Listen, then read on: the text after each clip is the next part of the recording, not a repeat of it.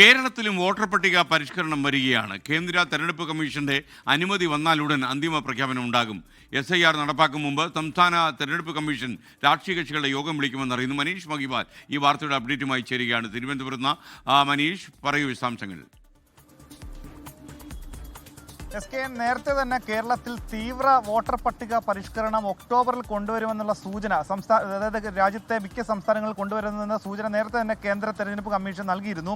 പക്ഷേ ഇതാ കേരളത്തിൽ തെരഞ്ഞെടുപ്പ് നടക്കാൻ ഇനി അടുത്ത വർഷം മെയ്യിലാണ് കേരളത്തിൽ നിയമസഭാ തെരഞ്ഞെടുപ്പ്. പക്ഷേ അതിന് മുന്നേ തന്നെ തദ്ദേശ തെരഞ്ഞെടുപ്പുണ്ട്. ഇതിനിടയിൽ അടുത്ത മാസം ഇത് പ്രഖ്യാപനം ഉണ്ടായാൽ തന്നെ ഇത് സംബന്ധിച്ചുള്ള നൂലാമാലകൾ ഏറെയാണ്. പക്ഷേ ഇപ്പോഴിതാ ഇവിടെ ഇത് പ്രഖ്യാപിക്കുന്നു എന്ന തീരുമാനമെടുക്കുന്ന കാര്യം സംബന്ധിച്ചുള്ള അനുമതി കേന്ദ്ര തെരഞ്ഞെടുപ്പ് കമ്മീഷൻ ഇട്ടിരിക്കുകയാണ്. ഇത് സംബന്ധിച്ച് മുഖ്യ തെരഞ്ഞെടുപ്പ് കമ്മീഷൻ അതിനുവേണ്ടിയിട്ടുള്ള ഒരുക്കങ്ങൾക്ക് വേണ്ടിയിട്ടുള്ള കാര്യങ്ങൾക്ക് വേണ്ടിയിട്ടുള്ള മുന്നറിയിപ്പുകൾ, മറ്റ് തയ്യാറെടുപ്പിന് വേണ്ടിയിട്ടുള്ള അറിയിപ്പുകളൊക്കെ തന്നെ താഴെ തട്ടിലേക്ക് നൽകിയിട്ടുണ്ട്. ഇതിനു മുൻപ് വലിയ ബീഹാറിലൊക്കെ തന്നെ ഇത്തരത്തിൽ സ്പെഷ്യൽ ഇൻറ്റൻസീവ് റിവിഷൻ നടത്തിയതിനെ സംബന്ധിച്ചുള്ള വലിയ രീതിയിലുള്ള പ്രതിഷേധം ഉയർത്തുന്നുണ്ട്. പിന്നീട് ബഹുഭൂരിപക്ഷം സംസ്ഥാനങ്ങളിലും ഇത്തരത്തിലുള്ള പരിഷ്കരണം കൊണ്ടുവരുന്നതിലെ എതിർപ്പ് പ്രകാരം അങ്ങനെ കൊണ്ടുവന്നിരുന്നത് 2003 ബീഹാറിൽ അവസാനമായി കൊണ്ടുവന്നു. ഇതുമായി സംബന്ധിച്ചുള്ള പ്രശ്നങ്ങൾ ഉണ്ടായതും.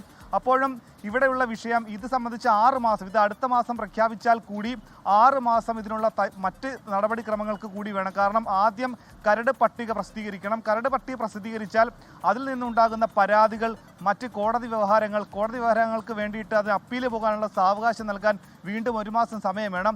അങ്ങനെ ഈ നിയമസഭാ തെരഞ്ഞെടുപ്പ് അടക്കം ആസന്നമായ വേളയിൽ കേരളത്തിൽ ഇത്തരം പരിഷ്കരണം കൊണ്ടുവരുന്നതിൽ ഒരു തരത്തിൽ അതിന് വോട്ട് അട്ടിമറിക്കുക അത്തരത്തിൽ ഉള്ള കാര്യമാണ് കേന്ദ്രം കരുതുന്ന രീതിയിലുള്ള പ്രതിഷേധം ഉയരാനുള്ള സാധ്യതയുണ്ട്. പക്ഷേ ഇത് മിക്ക സംസ്ഥാനങ്ങളിലും നടപ്പിലാക്കും. അടുത്ത വർഷം കേരളത്തിൽ മാത്രമല്ല 5 സംസ്ഥാനങ്ങളിൽ കൂടി തെരഞ്ഞെടുപ്പ് നടക്കാനിരിക്കുകയാണ്. ഈ രീതിയിൽ കേന്ദ്ര തെരഞ്ഞെടുപ്പ് കമ്മീഷന്റെ ഒരു തീരുമാനമൊക്കെ തന്നെ വരാൻ പോകുന്നത്.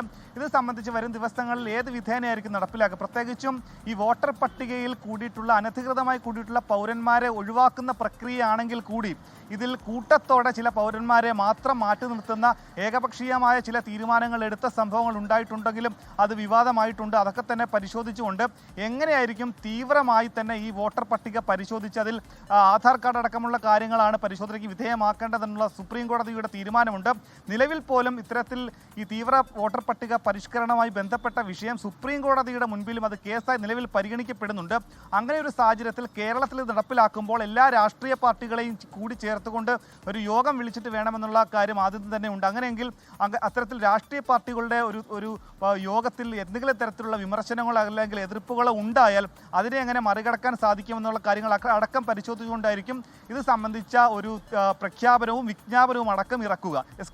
ലോകത്തെവിടെയായാലും ഏത് സമയത്തും 24 വാർത്തകളും ഓഗ്മെന്റഡ് റിയാലിറ്റി പാക്കേജുകളും എക്സ്പ്ലെയിനറുകളും വിശദമായി കാണാൻ ഞങ്ങളുടെ YouTube ചാനൽ നിങ്ങൾക്ക് സബ്സ്ക്രൈബ് ചെയ്യാം.